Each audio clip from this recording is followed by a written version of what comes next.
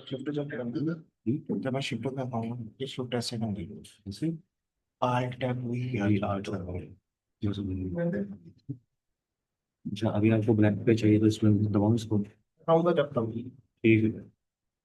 अस्सलाम वालेकुम स्टूडेंट। मुझे पहले दो में करने के लिए प्लीज कंफर्म कर दे कि मेरी जो वॉइस है वो क्लियर है, उसका कोई डिस्टॉर्शन वगैरह तो आपको नहीं आ रही।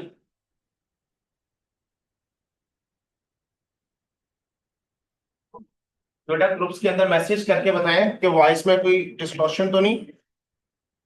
अगर वॉइस क्लियर है तो हम अपने लेक्चर को नेक्स्ट मूव करते हैं। अगर क्लियर किसी का भी आया तो वॉइस के हवाले से इशू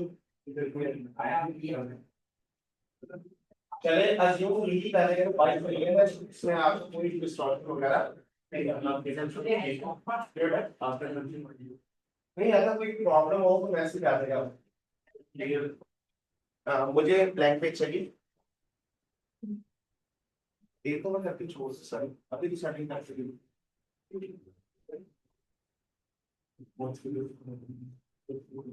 बेटा आज का जो हमारा टॉपिक है that is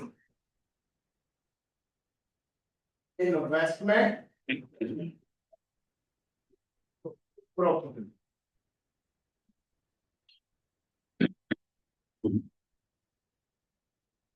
IAS investment property. इससे पहले बता हमारा एक टॉपिक चल रहा था that is IAS 16 property plant and equipment, जिसका हमने लास्ट डिस्कशन आपको होमवर्क के अंदर कर दिया था।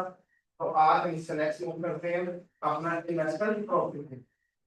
अगर हम इन्वेस्टमेंट प्रॉपर्टी की डेफिनेशन देखें इन्वेस्टमेंट प्रॉपर्टी है क्या, तो उसकी डेफिनेशन के हवाले से जो स्टैंडर्ड जो वर्ड लिखता है वो क्या लिखता है। स्टैंडर्ड लिखता है बेटा सबसे पहले इन्वेस्टमेंट प्रॉपर्टी क्या है। Investment property property that is land और बिल्डिंग। अब देखिए लैंड और बिल्डिंग की जब बात करते हैं तो लैंड एंड बिल्डिंग की बात के अंदर हमारा थोड़ा ही जाता है प्रॉपर्टी प्लांट एंड इक्विपमेंट का। भाई अभी अभी चैप्टर रिसेंटली पढ़ा है, पूरे चैप्टर में लैंड एंड बिल्डिंग करते थे। लैंड एंड बिल्डिंग की रिवॉल्यूशन भी की, लैंड एंड बिल्डिंग का डेप्रिसिएशन भी चार्ज की। तो ये कौन सी लैंड एंड बिल्डिंग है जिसको वो कह रहा है इज एन इन्वेस्टमेंट प्रॉपर्टी। अब इसकी कुछ स्पेसिफिक कैटेगराइज है, स्पेसिफिक प्रॉपर्टीज है जो IS 40 ने बताया, जो इन प्रॉपर्टीज के इन शर्तों पर पूरा हो सकती है। बेटा स्पेसिफिक उसी प्रॉपर्टी को नाम दिया जाता है इन्वेस्टमेंट। अब उसमें वो शर्तें क्या है, प्रॉपर्टी लैंड और बिल्डिंग। सर लैंड और बिल्डिंग की बात करेंगे, ना प्लांट ना मशीनरी ना इक्विपमेंट कोई भी इसके अलावा चीज जाती है जिसको रखा गया है किस पर्पस के लिए, टू अर्न रेंटर्स। भाई हम इसके ऊपर क्या कमाए, इसको रेंट पर देके रेंटर्स इनकम कमाए। अब यहाँ पर जब हम बात करते हैं ना रेंटर्स, तो बेटा साथ ही क्वेश्चन अराइज होता है सर IS 16 के अंदर प्रॉपर्टी प्लांट एंड इक्विपमेंट की जब डेफिनेशन पढ़ रहे थे उस उस डेफिनेशन के अंदर भी हमने कहा था वो नॉन प्लांट एसेट्स जो हमने रखे हुए हैं किस पर्पस के लिए, बिजनेस यूज के लिए, एडमिनिस्ट्रेटिव पर्पस के लिए और रेंटल पर्पस के लिए। वर्ड रेंटल IS 16 की डेफिनेशन में भी था, लेकिन IS 40 के बाद है। IS 40 की डेफिनेशन है जो रेंटल लैंड है और रेंटल बिल्डिंग, इन दो चीजों को IS 16 की डेफिनेशन से निकाल के IS 40 में ले आया। सिर्फ वो लैंड और बिल्डिंग जो रेंटल पर्पस के लिए, उसको IS 16 आपसे नहीं कहना, वो कौन सी है भाई IS 40। इसका मतलब जो 16 में हम लैंड और बिल्डिंग अभी तक पढ़ते हैं, लैंड बिल्डिंग 16 के अंदर वो सारी के सारी कौन से लैंड बिल्डिंग, वो सारी के सारी वो लैंड बिल्डिंग है जो हम खुद फॉर बिजनेस पर्पस यूज करते हैं। उनमें से कोई भी एक ऐसी लैंड बिल्डिंग नहीं है जिसको हमने रेंटल पर्पस के लिए, इसका मतलब ये रेंटल पर्पस वाली नहीं थी, ये सिर्फ क्या थी, एडमिनिस्ट्रेटिव।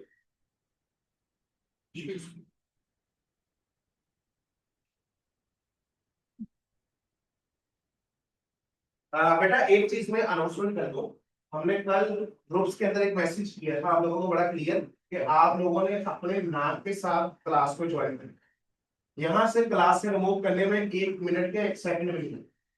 तो जो बच्चे अल्टरनेटिव नेम के साथ क्लास में इंटर हुए तो उनसे रिक्वेस्ट है अपना करेक्ट नेम और रोल नंबर इंटर करें ताकि वो क्लास के अंदर ज्वाइन कर सके। अदरवाइज मेरे 5 मिनट के बाद जो इस तरह के इनरेलेवेंट नेम वाले कोई भी बच्चे हैं इन सबको क्लास से रिमूव करवा दो। तो बच्चे जो हैंड रेस कर रहे हैं अपने आप को शो करने के लिए, तो बेटा वो अपने नेम को चेंज करके फिर हैंड रेस करें। और हैंड रेस यहाँ पर नहीं करना, आपका जो भी क्वेश्चन होगा आप ग्रुप के अंदर शेयर करें, उसको मैं सॉल्व करा दूंगा। अगर बिजनेस की फ्रेंड की होता है वो नहीं कर ओके। तो बेटा यहाँ पर हमने जो बात की रेंटल पर्पस के लिए, तो यहाँ पर एक बड़ी ही छोटा बारीक लाइन हमारी डिफरेंशिएशन भी आई। तो लैंड और बिल्डिंग खुद ही यूज करेंगे, एडमिनिस्ट्रेटिव पर्पस के लिए यूज करेंगे, वो हमारी आई16 में। Land and building rental purpose के लिए लेंगे, वो हमारी IS14। अब रेंटल पर्पस IS16 में भी लिखा हुआ है, लेकिन वो रेंटल का वर्ड यूज होगा मशीनरी, वो रेंटल का वर्ड यूज होगा व्हीकल के, मतलब vehicle for rental purpose, vehicle for rental purpose IS16, equipment for rental purpose IS16, लेकिन land and building for rental purpose IS14। तो IS14 की शर्त क्या है, वो प्रॉपर्टी लैंड और बिल्डिंग इसको हैंडल किया है किसके लिए देखो, रेंटल पर्पस और फॉर कैपिटल एप्रिसिएशन। और कैपिटल एप्रिसिएशन नया word, what is capital appreciation. For example बेटा ये एक रोड गुजरा था जो कि ना मिट्टी वाला कच्चा रोड, ये इसके इर्द गिर्द सारी की सारी जमीनें थी, ये जिसको जमीन नंबर ए जमीन नंबर बी कह रहा हूं। गवर्नमेंट की मुझे इनर इंफॉर्मेशन आई कि भाई ये जो रोड गुजर रहा है ना, इस रोड ने डबल रोड में कन्वर्ट हो जाना है और साथ यहाँ से मोटर के, तो मैंने कहा भाई आज यहाँ पर ट्रेनों का रेट है कम, क्यों कम है भाई, अभी यहाँ पर डेवलपमेंट नहीं हुई, मैं ए और बी खरीदता हूँ, ए और बी खरीद के क्या करता हूँ अपने पास रखता हूँ, वेट करता हूँ भाई कि ये रोड डबल हो जाए क्या यहाँ से मोटर। और इसको सिर्फ खरीदने का पर्पस क्या है भाई, खरीदने का सिर्फ पर्पस है कि जब रोड डबल या यहाँ से मोटरवे गुजरेगी तो मेरी इस प्रॉपर्टी की रेट आसमान पर चलेगी, इंक्रीज हो जाएंगे, बढ़ जाएंगे। भाई ये तो मैं खरीद के अपने पास रखा होगा कि भाई इसका जब रेट बढ़ेगा तब बेचूंगा, तो भाई इसको कहते हैं कैपिटल एप्रिसिएशन पर्पस। इसको क्या कहते हैं, कैपिटल एप्रिसिएशन पर्पस। कि भाई ये मैंने कैपिटल एप्रिसिएशन ये चीज। अब कैपिटल एप्रिसिएशन पर्पस के लिए एक बहुत इंपॉर्टेंट पॉइंट है कि भाई मैं उस चीज का सेल और परचेज का बिजनेस ही, मतलब अगर मेरा बिजनेस है ना मैन्युफैक्चरिंग ऑफ कार और मैंने कोई लैंड खरीदी है कि भाई रेट महंगा होगा तो बेचेगा, तो भाई वो वाली लैंड मेरा इन्वेस्टमेंट है। लेकिन अगर मेरा बिजनेस ही ये है कि मैं ए लैंड खरीदता हूँ बेच देता हूँ, बी खरीदता हूँ बेच देता हूँ, सी खरीदता हूँ बेच देता हूँ, भाई ऐसी लैंड ऐसी बिल्डिंग जो खरीद के मैं बार बार बेच रहा हूँ, वो लैंड या बिल्डिंग मेरी इन्वेस्टमेंट प्रॉपर्टी नहीं है, क्योंकि वो मैं उस चीज का बिजनेस कर रहा हूँ, भाई उस सूरत में वो मेरी क्या है, इन्वेंट्री। तो यहाँ से एक चीज बड़ी क्लैरिटी के साथ हमें अंडरस्टैंड करनी चाहिए, वो क्या करनी चाहिए, भाई लैंड बिल्डिंग है उसका पर्पस क्या है, रेंटल या कैपिटल एप्रिसिएशन, या दोनों भी हो सकता है। भाई मैंने वहां से बिल्डिंग खरीदी, मेरा पर्पस था जब तक कैपिटल एप्रिसिएशन नहीं होती मैं बिल्डिंग को रेंट में दे के रेंट कमाऊंगा, जैसे ही कैपिटल एप्रिसिएशन होगी मैं इसको बेच के पैसे कमाऊंगा, कैपिटल गेन ले लूंगा। दो पर्पस इकट्ठे होंगे, इसलिए वर्ड क्या लिख दिया यहाँ, और दो। लेकिन फिर यहाँ से एक बात बड़ी इंपॉर्टेंट, मैं उस चीज का बिजनेस ना करता हूँ।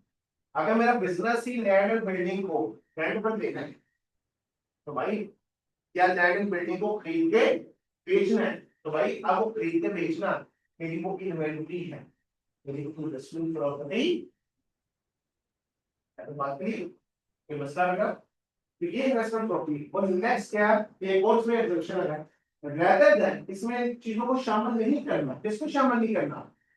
फॉर यूज इन प्रोडक्शन और सप्लाई ऑफ गुड्स और सर्विस, मतलब उसको खुद इस्तेमाल करना शुरू कर देना। मैंने लैंड खरीदी या बिल्डिंग खरीदी, बिल्डिंग के अंदर मैंने अपनी फैक्ट्री इंस्टॉल की, फैक्ट्री का बिल्डिंग में इंस्टॉल होना, इस चीज का एविडेंस है कि भाई वो लैंड में क्या करनी है, प्रोडक्शन और सप्लाई के लिए यूज, ये बिल्डिंग। मैंने बिल्डिंग खरीदी, साइड पर रखी, उसमें कुछ भी अपने किसी भी पर्पस के लिए उसको यूज नहीं किया, वो कैपिटल है।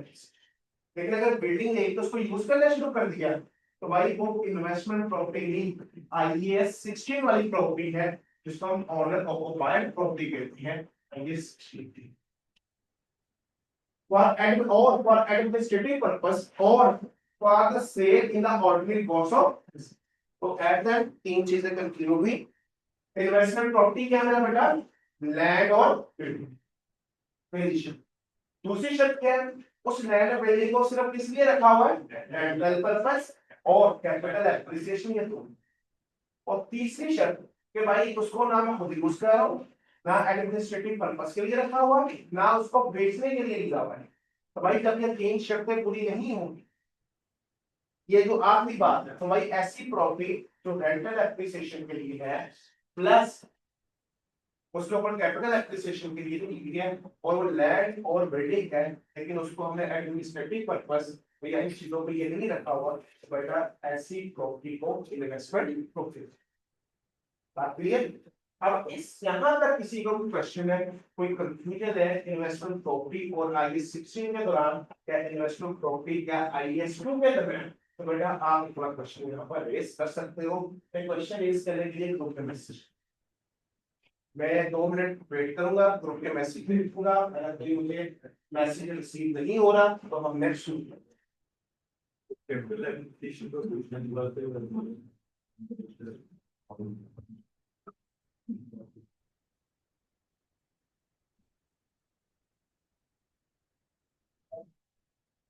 बेटा जो कैपिटल एप्रिसिएशन है सिंपल, उसको बड़ी सिंपल बड़ी में समझे। आपको पता चलता है फॉर एग्जांपल आपकी जो आई कैप की बुक है इसका रेट बढ़ने वाला है, ये कल इसका रेट, ये 10-5 दिन के बाद नया रेट आना है। ये आई कैप की बुक जो आप पढ़ रहे हो बेटा FR1 के लिए, इसका रेट बना 3,000, और आपको पता है आपके 4-5 दोस्तों ने बुक्स नहीं खरीदी, आप फौरन अपने पैसों से बुक्स खरीदते हो, 3-4 दिन खामोशी रखते हो, जब रेट इसका 1200 से 3,000 होता है, आपके दोस्त कहते हैं ये तो रेट बढ़ गया, आप अपने दोस्तों कहते हैं भाई मेरा एक जानने वाला है, तो उससे ना आपको 2800 में ले देता हूँ। एक्चुअली किया क्या, आपको पता था इसका रेट बढ़ना है, या रेट बढ़ेगा फ्यूचर में, आपने वो चीज खरीद के रख दी सिर्फ इस पर्पस के लिए कि जब रेट बढ़ेगा इसको बेच कर मैं पैसे, तो कैपिटल एप्रिसिएशन से या आपने लैंड और बिल्डिंग सिर्फ इस पर्पस के लिए खरीदी है कि फ्यूचर में जब इस लैंड और बिल्डिंग का रेट बढ़ेगा तो भाई इसको बेच के इससे हम क्या कमाएंगे, प्रॉफिट कमाएंगे। प्रोडक्शन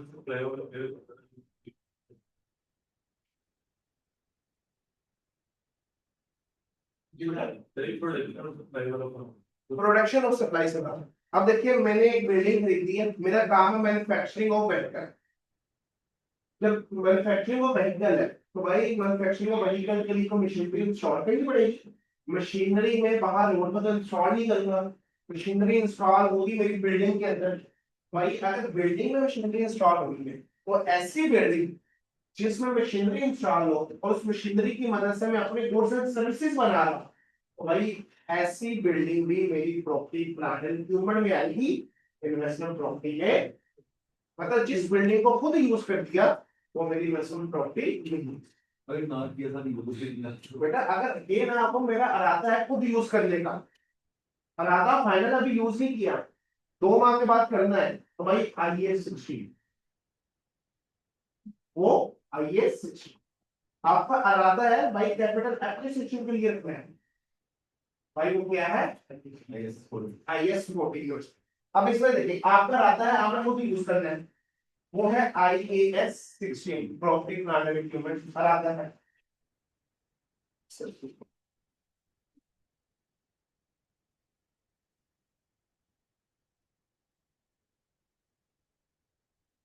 प्रॉपर्टी ये है,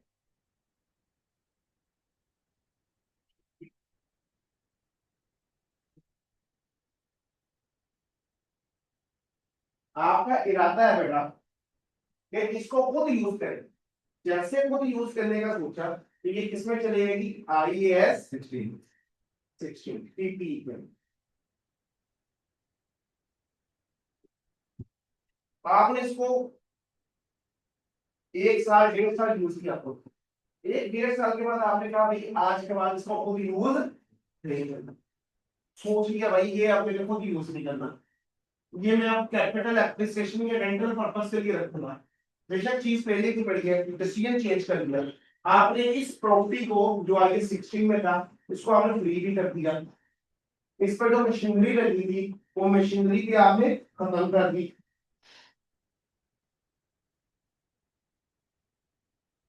मशीनरी भी खत्म कर दी, प्रॉपर्टी खाली कर दी सिर्फ इस पर्पस के लिए कि भाई को रेंट पर देंगे ये कैपिटल एप्रिसिएशन। अब जिस दिन ये डिसीजन हुआ, जिस दिन बिल्डिंग फ्री होगी यूज करना खत्म कर दी, उस दिन ये मशीन ये बिल्डिंग मेरी प्रॉपर्टी प्लांट एंड इक्विपमेंट से निकल के इसमें चले जाएगी IAS 40 इन्वेस्टमेंट प्रॉपर्टी। तो भाई इसका मतलब क्या हुआ, ये कोई कंपल्सरी नहीं है कि भाई जो एक दफा इन्वेस्टमेंट प्रॉपर्टी कह दी वो सारी जिंदगी इन्वेस्टमेंट प्रॉपर्टी है। भाई जब तक शर्तें पूरी हो रही है इन्वेस्टमेंट प्रॉपर्टी, जिस दिन शर्त पूरा होगी खत्म हो जाएगी प्रॉपर्टी प्लान की, फिर जिस दिन शर्तें पूरी होना शुरू हो जाएगी दोबारा से investment। अब ऐसा भी हो सकता है मैंने इन्वेस्टमेंट प्रॉपर्टी लिया रेंटल पर्पस में, 3 महीने के बाद अलादा बदल लिया खुद यूज करना शुरू कर दिया, तो भाई 3 महीने बाद उसको मैं किसमें कन्वर्ट कर दूंगा, प्रॉपर्टी प्लांट एंड। उम्मीद है मुझे आपके जो क्वेश्चंस का आंसर का मिल गया, फिर भी अगर किसी का भी क्वेश्चन है कुछ इंस्टॉल्ड हो मशीनरी उसके अंदर और पूरा रन करते रहते हैं। बेटा, अब जो मशीनरी है मशीनरी तो हमारी रेंटल पर्पस में आए। अब देखिए इसकी सबसे पहली शर्त क्या है इन्वेस्टमेंट प्रॉपर्टी की, सबसे पहले मशीनरी से लैंड बिल्डिंग, मशीनरी तो रहेगी IAS 16। हाँ जो लैंड एंड बिल्डिंग साथ रेंट पर दियो, लैंड एंड बिल्डिंग क्या होती थी इन्वेस्टमेंट। तो पूछने जो आपको घर और वो भी इन्वेस्टमेंट को भी चाहिए। बेटा घर पर्सनल घर, अब देखिए हम अकाउंटिंग कर रहे हैं बिजनेस की, सबसे पहला क्वेश्चन ये बेसिक आप इंट्रो में चलेंगे, business and businessman and two separate legal entities. हम बात कर रहे हैं बिजनेस की, तो आपका क्वेश्चन है बिजनेसमैन पर, तो भाई बिजनेसमैन के सवाल पर तो यहाँ वो ये चीजें अप्लाई ही नहीं होती, तो अकाउंटिंग बिजनेस पर अप्लाई होती है, तो बिजनेस के लिए पर्सनल कर तो नहीं आएगा। क्लियर बेटा, हाँ आप ये कह सकते हो कि बिजनेस के पास एक्स्ट्रा पैसा था, हमारा बिजनेस था मैन्युफैक्चरिंग ऑफ प्रोजेक्टर्स, हम प्रोजेक्टर्स बना रहे थे, हमारे पास एक्स्ट्रा पैसा आया, बिजनेस ने ऑनर ने नहीं, बिजनेस ने अपने नाम के डिफेंस में 10 मकान खरीदे, इस पर्पज से भाई जब रेट बढ़ेगा उसको बेचेंगे, और 10 मकान जो बिजनेस ने खरीदे दैट इज इन्वेस्टमेंट। अगर ओनर ने खरीदे वो ओनर की अकाउंटिंग में लिखेंगे क्या है, बिजनेस का इसके साथ कोई ताल्लुक नहीं। चलिए प्रॉपर्टी कौन से ना आती है बेटा या ओनर की ओन आपकी, इसके ऊपर सब्सटेंस और फंक्शन सिलेक्ट। बेटा रेंट के ऊपर जब होती है वो चीज आपके कंट्रोल के लिए आपको यूज करने के पैसे हुए, और इन्वेस्टमेंट प्रॉपर्टी इससे होती है। आपने खुद जिस चीज को यूज कर रहे हो आप खुद, अच्छा अब आपने कहा सर रेंट पर है, रेंट पर आप यूज करने के लिए लिए है, जब यूज करने के लिए लिए है इसकी थर्ड कंडीशन में क्या है, खुद ही यूज नहीं करते सब लीज लीज से सब लीज बेटा जब आपने रेंट को ली है वो अब आया था फाइनेंस लीज, IFRS 16, ठीक है, वो फाइनेंस लीज आएगी, तो उस फाइनेंस लीज में राइट ऑफ यूज आएगा, वहां पर बात लीज है, सब लीज की बात है। तो यहाँ हमारे इस स्टेटस में क्लियर है बेटा, यहाँ तक आगे मूव करते हैं। Owner occupied property, next definition है, इस property held for use and production of supply of goods और सर्विसेज और फॉर एडमिनिस्ट्रेटिव पर्पस। ये बेटा 49 लिखी हुई जो हमें आईएस सेक्शन के अंदर भी पढ़ी थी, तो ये सेम है, इसके ऊपर हम इसे एक्सप्लेनेशन की तरफ नहीं जाएंगे। ऐसी प्रॉपर्टी को ओनर ऑक्युपाइड प्रॉपर्टी। अब नीचे कुछ एग्जांपल्स में दी है इन्वेस्टमेंट प्रॉपर्टीज, अब उन एग्जांपल्स को पढ़ते हैं। Number 1, the following are the examples of investment properties. सबसे पहली एग्जांपल, अब जो हमने ऊपर स्टोरी पढ़ी थी ना, अब उस स्टोरी के साथ एग्जांपल को देख। लैंड खरीदी है held for long term capital acquisition, capital acquisition के लिए ली है, rather than for short term sale ordinary course of business। तो भाई ऐसी लैंड इन्वेस्टमेंट, अगर इसको मैं ये कह दूं ना, ये लैंड खरीदी है short term ordinary course of business में बेचने के लिए, भाई फिर ये लैंड इन्वेस्टमेंट प्रॉपर्टी नहीं है, ये लैंड मेरी investment. Next, land held for currently undetermined future use. भाई एक लैंड खरीद ली, उस लैंड का मुझे नहीं पता मैंने फ्यूचर में क्या इस्तेमाल, मुझे कोई डिसाइड नहीं, उसको मैं खुद यूज करूं, उसको मैं इन्वेस्टमेंट प्रॉपर्टी के लिए यूज करूं, अनडिटरमाइंड। लेकिन इसको अनडिटरमाइंड से मुराद क्या है, इस चीज में थोड़ी सी क्लैरिटी। आपको पता है कि आपने इसको खुद यूज करना है, और आप एग्जाम बन के कहते हो मुझे नहीं पता, जैसे हम अपने दोस्तों के साथ करते हैं, मुझे तो पता ही कुछ नहीं था। तो भाई ऐसा स्टैंडर्ड नहीं है। स्टैंडर्ड क्या कह रहा है, आप डिसाइड नहीं कर पा कि आपने इस लैंड को खुद यूज करना है, इस लैंड को आपने हैंडल कर सकते हो। अगर ये डिसाइड नहीं कर पा रहे तो भाई ऐसी लैंड भी क्या है हमारी इन्वेस्टमेंट। अब आपको लिखता है land has for currently undetermined future use, if entity has not determined that it will use the land as owner occupied property और for short term sale in ordinary course of business, the land is regarded as held for capital acquisition। अब ये नहीं कहना आपको पता हो कि भाई इसको तो मैंने बेच देना है, ये मेरी इन्वेंटरी हो, और सबको खुद अपने आप को अनजान बन के कह रहे भाई मुझे पता नहीं इस पर करना। अगर आपको पता है कि आप इसको बेच देना तो ये इन्वेंटरी, अगर आपको इस चीज का पता है कि आप इसको यूज करना है, फिर प्रॉपर्टी प्लांट एंड एक्टिव। और अगर आपको ये चीज नहीं पता तो भाई ये इन तीनों में से क्या काम करेगा, फिर उस लैंड को हम क्या करेंगे, जो हमारी investment property. Third example, a building owned by the entity and lease out under one or more operating। बेटा अभी बात हो रही थी दो तरह की लीज होती है, एक फाइनेंस लीज और एक ऑपरेटिंग। ऑपरेटिंग लीज के हवाले से सिर्फ थोड़ी सी बात समझ ले। ऑपरेटिंग लीज क्या है बेटा,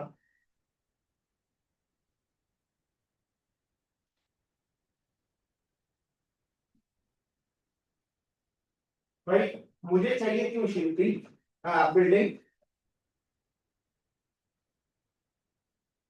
मेरे पास खरीदने के लिए पैसे नहीं,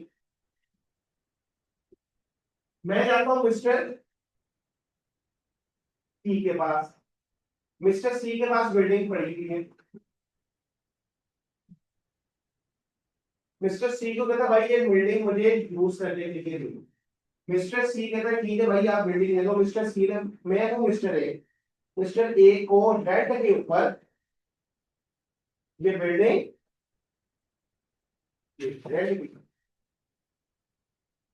अब मिस्टर सी क्या करेगा, मिस्टर ए की बिल्डिंग यूज करेगा और ए की बिल्डिंग यूज करके इसके ऊपर क्या पे कर देगा, रेंट। अच्छा सिर्फ यूज करने के लिए मैंने उससे इंस्टॉलमेंट का चीज खरीदी, मैं यूज करूंगा उसका रेंट देगा। भाई ऐसी लीज को जिसके अंदर हम चीजों को यूज करके उस पर यूज करने का रेंट पे करते हैं, ऐसी लीज को ऑपरेटिंग लीज, ऐसी लीज को क्या कहते हैं, ऑपरेटिंग। ये मैं बिल्कुल सिंपल वर्डिंग में आपको एक्सप्लेन कर रहा हूँ।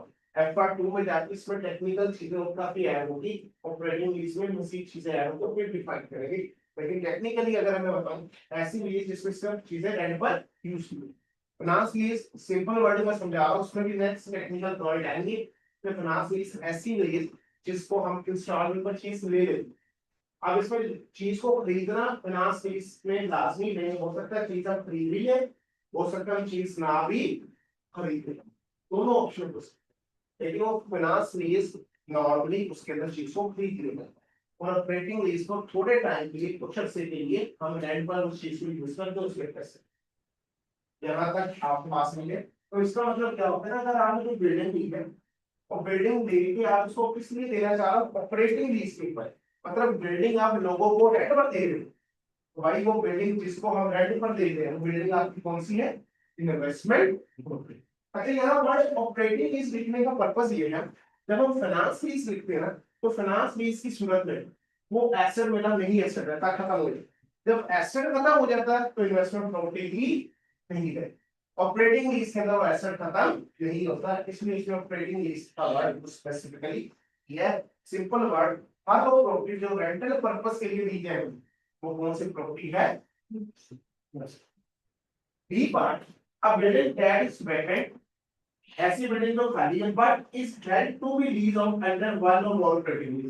बिल्डिंग खाली अभी रेंट पे भी ली हुई, लेकिन भाई हमने उसको अनकरीब रेंट पर दे देना है, तो ऐसी बिल्डिंग भी क्या है, investment property that is being constructed और developed for future use as investment property. हमने लैंड खरीदी, लैंड खरीद के उसके ऊपर बिल्डिंग बनाई, और बनाने का सिर्फ पर्पस क्या था, कि फ्यूचर में इसको क्या देना है, रेंट पर देना है। भाई ऐसी प्रॉपर्टी भी क्या है, मेरी इन्वेस्टमेंट। बेटा एक एग्जांपल्स में अगर किसी का कोई क्वेश्चन है तो वो ग्रुप के अंदर क्वेश्चन पूछ सकता है, नहीं तो हम आगे पूछते हैं।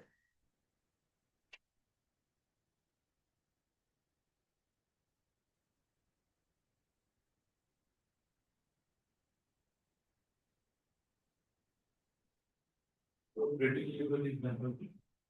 ऑपरेटिंग लीज के अंदर हम रेंट पर चीजें ले लेते हैं, हम चीजों को यूज करते हैं, उसका रेंट पे कर देते हैं, ऑपरेटिंग लीज उसमें चीज हमारी कभी भी ऑपरेटिंग लीज पर, जिस तरह हम हर रेंट पर यूज करते हैं दैट इज ऑपरेटिंग लीज।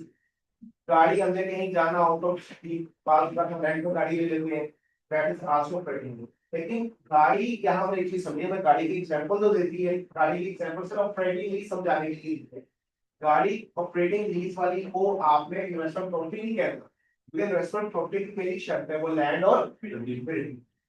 तो मैं ऑपरेटिंग लीज को समझाने के लिए गाड़ी यूज करता एग्जांपल ए और एग्जांपल डी। हूं। एग्जांपल ए और डी।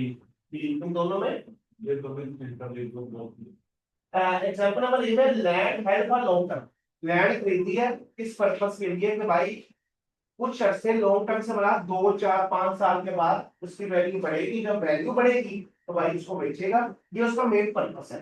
रेदर देन मतलब जो सा पर्पस नहीं रखा गया, इसके अलावा वो पर्पस जो सा नहीं रखा गया वो क्या, short term sale in ordinary course of business, कि मैंने लैंड अपने ऑर्डिनरी कोर्स ऑफ बिजनेस में बेचने के लिए नहीं ली, मैंने लैंड ली है एक नॉर्मल लॉन्ग टर्म के अंदर इन्वेस्ट कर। यहाँ वो कहना ये चाह रहा है भाई, अगर आपका बिजनेस है लैंड को खरीदना और बेचना, और आप लैंड खरीदते हो बेचने के लिए, तो भाई फिर वो कहता वो इन्वेस्टमेंट प्रॉपर्टी नहीं है, फिर तो वो आपका ऑर्डिनरी कोर्स ऑफ बिजनेस बन जाए। इसमें ए में ये पॉइंट है। और बी के अंदर क्या कहता है, ए बिल्डिंग दैट इज वैकेंट, देखिए बिल्डिंग है खाली पड़ी हुई है, अब खाली पड़ी है लेकिन वो पर्पस क्या, इस है रखी गई है टू बी लीज, कि हमने इसको रेंट पर दे देना है अंडर वन और मोर ऑपरेटिंग लीज, कि भाई एक या एक से ज्यादा किराएदारों को हमने इसको रेंट पर दे दिया, ऐसी बिल्डिंग भी क्या है हमारी इन्वेस्टमेंट प्रॉपर्टी। और किसी का क्वेश्चन बेटा,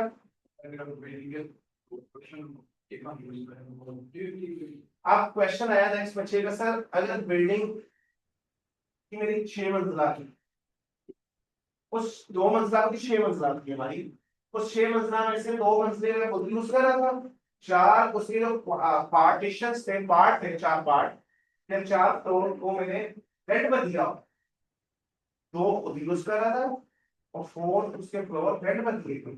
भाई तो जो 2 फ्लोर्स होंगे उनको मैं कहूंगा ये मेरा है प्रॉपर्टी प्लांट एंड इक्विपमेंट। वो जो 4 फ्लोर मैंने रेंट पे दिए हुए वो मेरी क्या बेटा investment.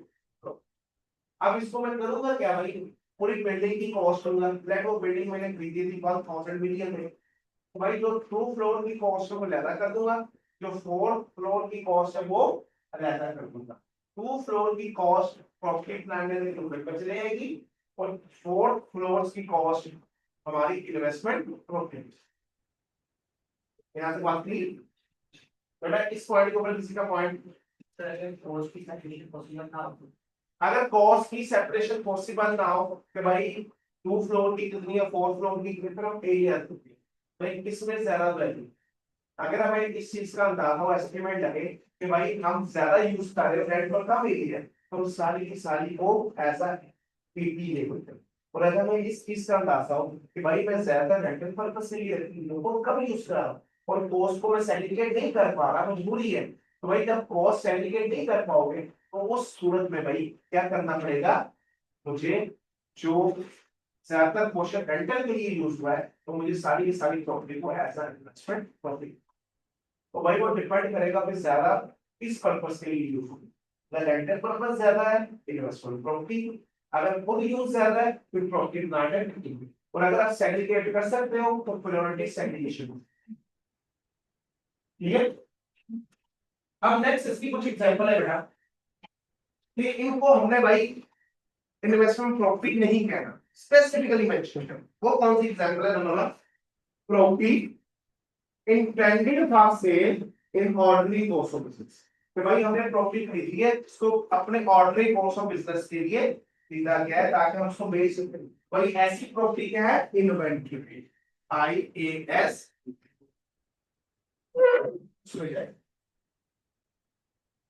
B part, property in the process of construction or development for sale in ordinary course of business। भाई मेरा बिजनेस क्या प्रॉपर्टी की सेल परचेज, पहले और दूसरे में फर्क क्या है, पहले में प्रॉपर्टी फिनिश फॉर्म में रेडी है, मैं कहूंगा मेरी इन्वेंटरी। दूसरे में प्रॉपर्टी अभी बन रही है फिनिश फॉर्म में कन्वर्टिंग हुई, रास्ते में प्रॉपर्टी इनकम्प्लीट है। भाई बेशक इनकम्प्लीट है मैंने उसको बेचना ही है ना, तो भाई फिर से वहां पे क्या है IAS 16 दोबारा से टू ही हो बेचने के लिए, लेकिन ये वर्क इन प्रोग्रेस। हमने तो एंट्री पढ़ी है ना वर्क इन प्रोग्रेस, फिर एक उदाहरण पढ़ी, तो ये work in progress. C part, property acquired exclusively specially, खास तौर पर a view to subsequent disposal in near future. भाई हमने प्रॉपर्टी खरीदी है सिर्फ इस पर्पस से कि नियर फ्यूचर में हमें बेच देंगे, लॉन्ग टर्म एप्रिसिएशन है, शॉर्ट टर्म एप्रिसिएशन। भाई ऐसी प्रॉपर्टी को भी हम क्या कहेंगे इन्वेस्टमेंट प्रॉपर्टी नहीं कहेंगे, कि हमारी IAS भी आ सकती है या किसी और स्टेट। ये हमारी investment property, property acquired exclusively for development and resale. भाई हमने प्रॉपर्टी एक्वायर के डेवलप किया से और दोबारा से बेच दिया शॉर्ट टर्म, भाई वो भी हमारी investment property. Owner occupied property, खुद प्रॉपर्टी यूज कर रहे भाई, ऐसी प्रॉपर्टी इन्वेस्टमेंट प्रॉपर्टी नहीं, कौन सी है property plant and equipment IAS 61, IAS 61 चलिए। Property held for future use as owner occupied, property मिलती है इस पर्पस से कि भाई हमने फ्यूचर में उसको खुद यूज करना, पर्पस क्लियर है सबका, तो भाई ऐसी प्रॉपर्टी को क्या कहना है IAS 16 खुद यूज करना। बात clear. Property held for future development and subsequent use as owner occupied property। भाई इसको भी हम क्या कहेंगे IAS 16। Property occupied by employee whether or not the employee pay the rent and market rate। बेटा अभी that is very very important। ये अक्सर कंफ्यूज होता है, अक्सर बेटा बच्चे इसमें गलत है। वो क्वेश्चन में बताता है आपको कि ABC लिमिटेड है, उसकी एक प्रॉपर्टी उसने स्पेशल खरीदी है और प्रॉपर्टी खरीद के उसने अपने एम्प्लॉयज को दी है और एम्प्लॉयज से रेंट ले पूरा रेंट ले गया। तो जब हम रेंट की बात सुनते हैं ना हम फौरन कहते हैं भाई ये तो रेंटल पर्पस है, रेंटल पर्पस है तो कौन सी प्रॉपर्टी हुई बेटा, ये गलत है। गलत क्यों है? मैंने एम्प्लॉइज को प्रॉपर्टी रेंट पर लेके क्यों दी? क्योंकि एम्प्लॉइज को रहने का मसला है। वो प्रॉपर्टी देना मेरे अपने बिजनेस यूज के लिए इंपॉर्टेंट है। अगर वो प्रॉपर्टी रेंट पर एम्प्लॉइज को ना देता तो मेरे एम्प्लॉइज वहां पर मेरी वर्क ही ना करता, क्योंकि एम्प्लॉइज को आने जाने का प्रॉब्लम। तो भाई यहाँ पर प्रॉपर्टी देने का पर्पस एम्प्लॉइज को अपने पास रिटेन करना है, काम करवाना है, बिजनेस पर्पस है। तो यहाँ पर रेंटल तो हम ले रहे हैं, लेकिन ऐसी प्रॉपर्टी मेरी इन्वेस्टमेंट प्रॉपर्टी नहीं है। ये याद रखिएगा बार बार, जब भी आप एम्प्लॉइज को प्रॉपर्टी देंगे उसका रेंट लो या रेंट ना लो, वो आपके IAS 16 में आएगी, इन्वेस्टमेंट प्रॉपर्टी नहीं होगी। वो क्वेश्चन में कंफ्यूज करेगा, 10 मिलियन रेंटल ले रहे हैं आप, कहेंगे इतना रेंटल, ये तो इन्वेस्टमेंट प्रॉपर्टी नहीं चाहिए। नहीं भाई, ये इन्वेस्टमेंट प्रॉपर्टी नहीं। और last, owner occupied property awaiting disposal. कि भाई मेरी बिल्डिंग थी, मैं उसको खुद यूज कर रहा था, मैंने उसको यूज करना खत्म कर दिया, लेकिन मैंने ये डिसीजन नहीं किया कि भाई इस प्रॉपर्टी को मैं रेंटल या कैपिटल एप्रिसिएशन के लिए, अगर ये डिसीजन कर लेता तो ये मेरी इन्वेस्टमेंट प्रॉपर्टी है। भाई मैंने उसको यूज करना खत्म किया और मैंने कहा भाई अब इसको मैं डिस्पोज ऑफ करने लगा, खत्म कर दिया। तो भाई जब डिस्पोज ऑफ करने लगते हो तो ऐसी प्रॉपर्टी भी इन्वेस्टमेंट प्रॉपर्टी नहीं है। ऐसी प्रॉपर्टी को कहते हैं एसेट्स हेल्ड फॉर डिस्पोजल। ये IFRS 5 के अंदर आता है।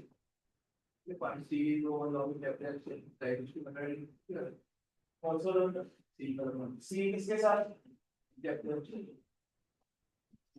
Property acquired exclusively with the view to subsequent disposal near future. Capital acquisition long term में आता है। बेटा जब हम वेरी शॉर्ट टर्म के लिए खरीदेंगे ना, वो हमारा इन्वेस्टमेंट प्रॉपर्टी, कैपिटल एक्विजिशन थोड़े से टाइम लगता है। वो एक बेटा होटल में 1-2 दिन में तो नहीं हो सकती,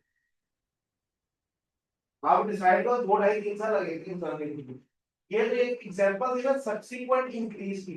वैसे भी आप देखिए फॉर एग्जांपल सामने वाला जो आपका पार्किंग वाला प्लॉट है वो हमारा तो नहीं है, लेकिन जिसने आज से 15-20-25 साल पहले खरीदा होगा वो मे भी 10 लाख का भी ना हो, और आज उसकी वैल्यू 10-20 मिलियन से ज्यादा है।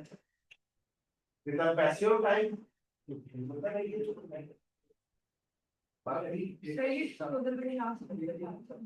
बेटा डिस्पोजल वाला लास्ट पॉइंट ये है कि हमने प्रॉपर्टी यूज करना खत्म कर दी और हमने कहा इसको फौरन बेच दिया।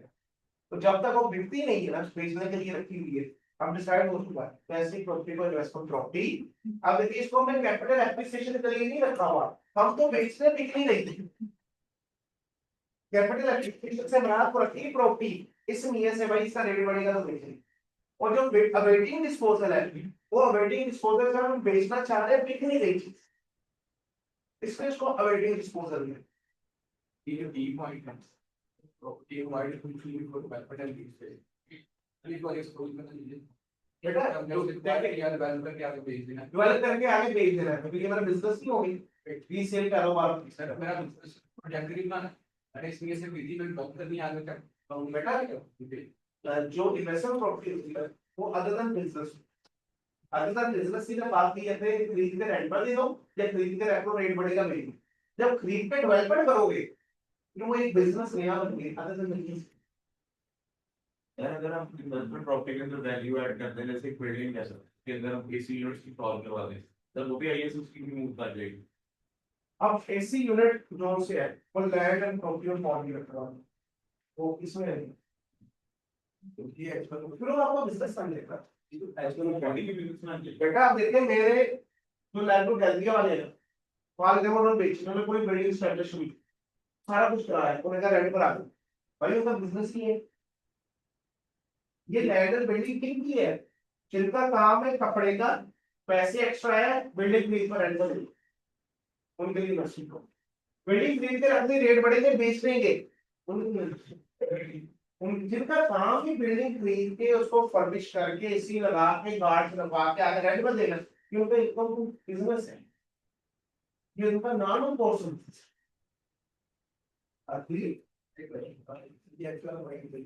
बिल्डिंग बेटा किसी का ग्रुप के अंदर क्वेश्चन है तो पूछ ले, वही था ये वाला पॉइंट है। Property occupied by employees.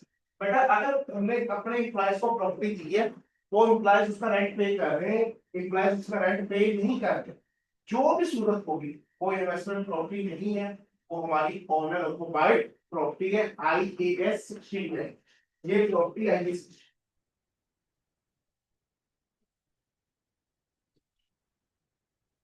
Clear? और कोई क्वेश्चन बेटा यहाँ पर?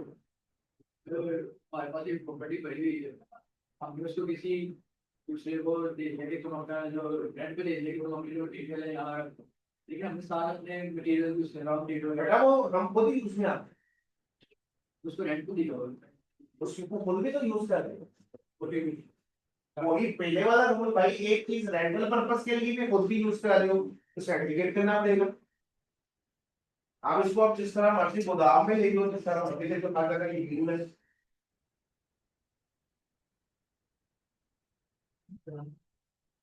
बात क्लियर? ये जरा विंड कमांडर साहब को रिमूव तो करेगा, जो विंड कमांडर ने हैंड रेज की है ना यहाँ पर, जरा इधर सर्च करे जरा ऊपर विंड कमांडर,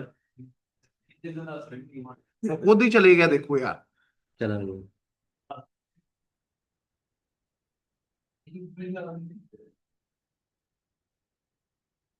देख चलेगा मैं मसाल जो से दे रहा चले विंड कमांडर साहब को लगता है मुझे चाय पीने चले गए हैं, बिल्कुल भी है जी।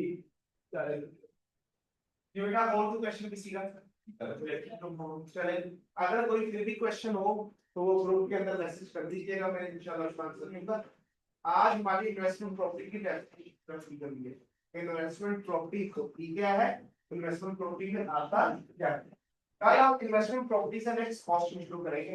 इन्वेस्टमेंट प्रॉपर्टी में हमने तीन चीजों को लेके चलना है। कॉस्ट कैसे कैलकुलेट करनी है, सब्सिक्वेंट मेजरमेंट का क्या मेथड है, पॉलिसीज पे आप उनको करेंगे बात। बेटा आप एक चीज याद रखिएगा, अगर IAS 16 आपको अच्छी तरह तैयार है, इन्वेस्टमेंट प्रॉपर्टी बहुत आसान है एज कंपेयर टू IAS 16।